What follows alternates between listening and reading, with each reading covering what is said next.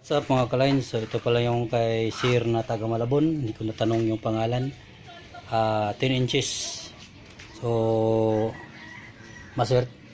siniswerte si Sir. Ako naman ang minalas. Gawa ng napakakapal yung nakuha natin is 12 mm na 10 inches. Yan, nagmukha na siyang maliit. Tabihan natin ang 5 inches. So ito yung tsura ng 5 inches. Yan o. So, maliit siya. Yan. At ang naubos nating cutting disc dito ay 5 piraso lang naman. So hindi rin natin masabi na malas. Swerte pa rin tayo at binigyan tayo ng blessings ni Lord. So ito pala mga partial pa yung ginawa dito. Hindi ko pa siya inak at titingnan ko muna yung mga lake nito bago para makapag-vlog na rin ako. Tapos yung bagong paa natin eh ganito yung ginawang design. So mas matibay naman to kasi laban-laban to dito. Pag napulod yan dito, laban yan sa paa dito. So malabo siyang lalaki. Pag nagamitin natin yung bubo baka sabihin na sinabi ako siya yung bubo. So makita nyo yung kapal niya, no? Kita nyo yung kuko ko. So mayroon, ma-estimate nyo yung kuko ninyo. Dahil yung kuko ko halos pantay na pantay dun sa kapal nung ng ating chamber. So ito yung combination ng hindi ko alam mo para saan ni Sir gamitin, basta partial pa lang to. So mag-order daw si Sir ng 5 piraso kung magustuhan niya. O, sana magustuhan niya to. Para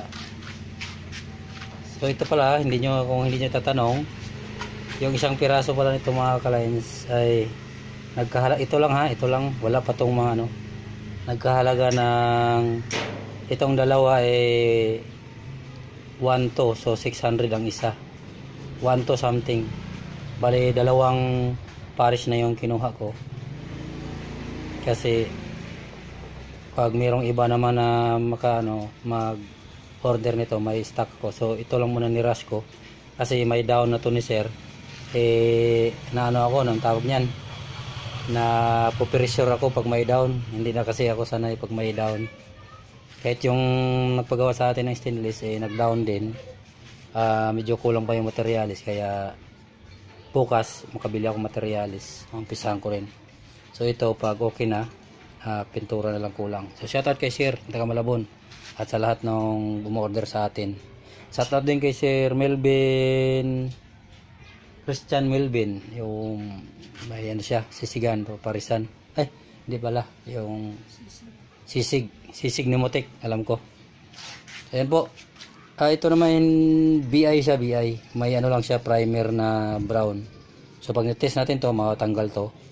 Tapos saka natin lihain o grinderin, saka natin banata ng silver. Available ko ngayon na pintura, silver. So ayan makikita nyo yung dyan. Yung kapal, halos yung isang kuko. So imagine nyo lang kuko ko. Sa edad ko na ganito, imagine nyo kung gaano kalaki yung kuko ko. So maliit pa yung kuko ko kasi maliit yung daliri ko.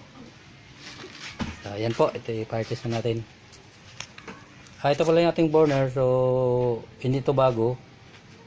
Same lang to dun sa mga nauna.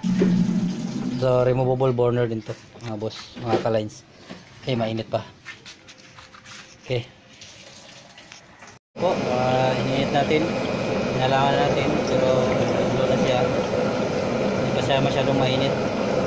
So kaya napangat po yung ating kawali at medyo maliit. So pang malakihan kasi po ito, maliit lang yung kawali natin.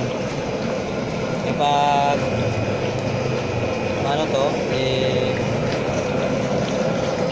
malaki yung kawali to, kaya din yan sasabit yung point. Hindi na makabuilo yung ating kalan kasi umayad na yung puwet ng kawali, gawa ng maliit siya. So ganyan po yan. So minor lang po ng lower. So ganyan po siya kalakas. Yan, makita nyo abot yan dito. Ayan po, pag hindi siya matalo ng hangin, malakas po siya. Hindi siya didilaw kasi matalo ng hangin.